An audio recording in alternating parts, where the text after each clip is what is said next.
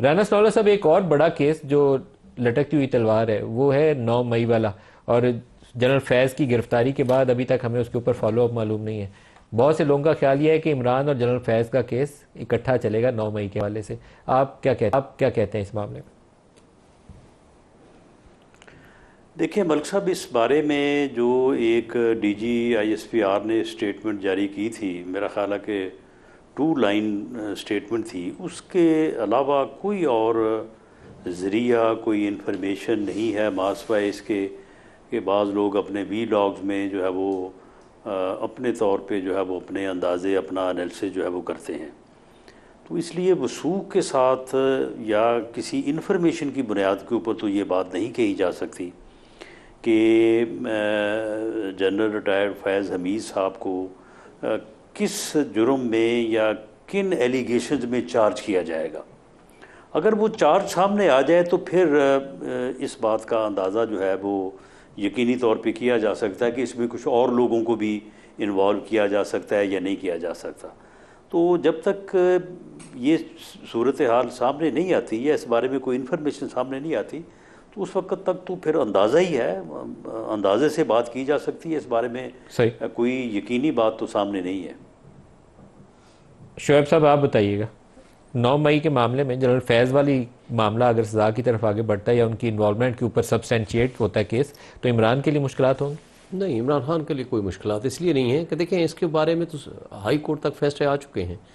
ایک پہلا فیصلہ دیا تھا یہاں ایک جج، ایڈیشنل سیشن جج پنڈی سے، اسلام آباد سے پہلے، فرید الدین فرید بلوچ، اس نے آرڈر کیا، اس نے کہا کہ جو شخص جیل میں چلا گیا یا تھانے میں چلا گیا یا انڈر کسٹڈی تھا اس کا کوئی پیچھے رول نہیں ہوتا۔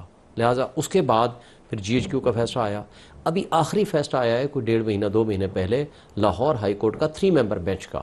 اس نے پریکٹیکلی ایگزونریٹ کر دیا ہے عمران خان کو، عمران خان کا ہی صرف کیس تھا، اور اس کے بعد 3 دفعہ ٹائم دیا ایڈوکیٹ جنرل کو پنجاب کے۔ انہوں نے کہا جی جو آپ کے پاس video, audio in the shape of evidence کوئی بھی موجود ہے آپ لے آئیے، ہم اس کو فائنڈنگز دیں گے۔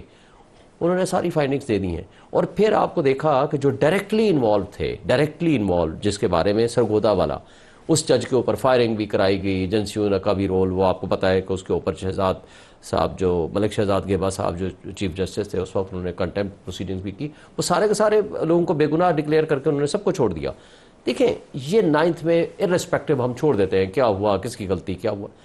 جب آپ پولیٹیکل وکٹمائزیشن کے لیے اس کیس کو استعمال کریں گے، جس نے پریس کانفرنس کی اس کو تو آپ نے چھوڑ دیا۔ آپ کو یاد ہوگا کہ آئی جی نے سب سے پہلی پریس کانفرنس کر کے پہلا نام ڈاکٹر مراد راز کا بتایا تھا کہ جی اس کی 26-27 کالے ہیں، جی یہ ہے سب سے بڑا مجرم یہ ہے۔ ویری نیکسٹ ڈے اس کی پریس کانفرنس آتی ہے اور وہ فرشتہ بن جاتا ہے، وہ ہی از آؤٹ۔ اور اسی طریقے سے جس نے پریس کانفرنس کرتا گیا وہ باہر آتا گیا۔ تو عمران خان کے خلاف 9 مئی کے ایشو کے حوالے سے نہ کوئی ایویڈنس ہے، اور جوڈیشل پروناؤنسمنٹ، یعنی وہ جو لاہور ہائی کورٹ کا فیصلہ ہے اس کو چیلنج بھی نہیں کیا سپریم کورٹ میں، that has attend finality. 3 member bench کا فیصلہ ہے، جو روٹین میں ریٹ پٹیشن ایک جج فیصلہ کرتا ہے، وہاں 3 ججز نے فیصلہ کیا ہے۔ تو لہٰذا کرمنل لا کا جب کوئی پروسیڈنگز ہوتی ہیں تو prosecution has to prove his case beyond any shadow of doubt. اس لیے اس وقت کوئی ایویڈنس ایسی نہیں ہے جو عمران خان کو ڈائریکٹلی اور انڈائریکٹلی انوالو کر سکے اور امپلیکیٹ کر سکے۔